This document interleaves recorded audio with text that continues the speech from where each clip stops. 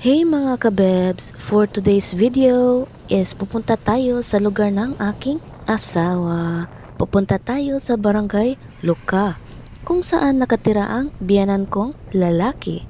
Doon talaga ang lugar nila, pero nagstay lang kami sa lugar kung saan nakatira ang biyanan kong babae, sa Barangay 4, Tambakan, para may sarili naman kaming tahanan. Kasi sa Barangay Luka, marami na sila doon at wala nang lugar para sa amin, kaya sa Tambakan na lang sila since birth ng asawa ko. Pupunta lang kami doon kapag ini-invite kami ng mga special occasions like birthdays, kung uuwi ang mga auntie ng asawa ko galing abroad, kung magpapakain sila, at kung may ibibigay ding mga blessings galing abroad. Ganito talaga kami ka-blessed. Bahala na kapag ang buhay namin ay mahirap. Lumalaki ang mga anak ko na mahirap. Ang importante, maayos ang pangangatawan at palagi iwas sa mga sakit. So, hindi na natin sasayangin ang oras. Let's go! Dahil magpapakain ang mga relatives ng asawa ko. And here it is mga kabebs, bahay ni Papa Francisco. Yan siya oh. Malaki talaga ang bahay nila dito. Pwede kami makavisit dito anytime kung kailan namin gusto. 7 silang magkakapatid ni Papa at mas marami ang mga babae na cousins ng asawa ko kaysa lalaki. Ito yung sala nila. Bahay pang mayaman talaga. At doon naman ang dining room at kitchen. This is my cousin-in-law, Jessler. My cousin-in-law, Melody, aunt ng asawa ko, Auntie Daya, and cousin-in-law, Coco. At yan, nagpa-picture sila para ipadala sa abroad. Dito naman ay ang mga rooms at yung terrace nila. Nice dito mag-standby kasi mahangin at napaka-cozy.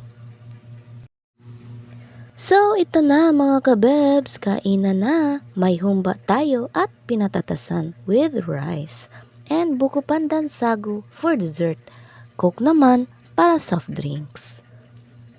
Dito lang kami kumakain sa kusina dahil mas mabusog ka kumpara kung doon ka sa dining room at sa sala nila. Mas gusto ka pang kumain, gagana pa yung kain mo.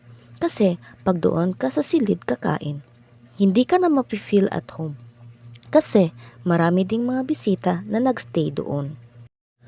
Pero welcome naman kami kumain sa silid anytime. Di rin kami sinasabihan na hindi pwede kumain doon. Kahit mayayaman ang ibang pamilya ng asawa ko, mga kadugo niya, hindi naman kami dinadown nila. Hindi naman kami pinababayaan. Equal lang talaga ang treat nila sa amin kahit mahirap kami. Kung gusto naming tumulong, welcome kaming tumulong. Pwede din na hindi kami tumulong. At palagi silang nagsishare ng blessings nila. They treat us as family talaga. The Ruiz family talaga. At pagkatapos namin kumain doon, gumala muna kami. Nagjo-joyride dahil busog kami. Ang aga-aga pa kaya para umuwi na. Ini-enjoy muna namin yung day off namin dalawa na asawa ko with the kids, kasi minsan lang kami magka-family bonding. Puro na lang kami trabaho. Kahit day off ko, trabaho rin sa bahay. At busy na rin ang mga kids sa kanilang mga homework, kaya enjoy muna namin tong araw na to.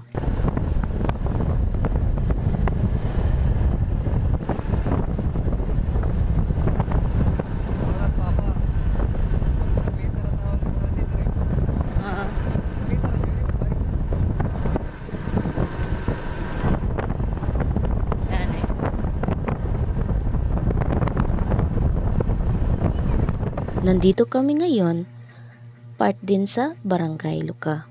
Pupunta kami sa fish ponds. Ang mga fish ponds dito ay may isda talaga na pwede nating makain, like bangus at tilapia. Pwede din mag-fishing dito at kainin agad.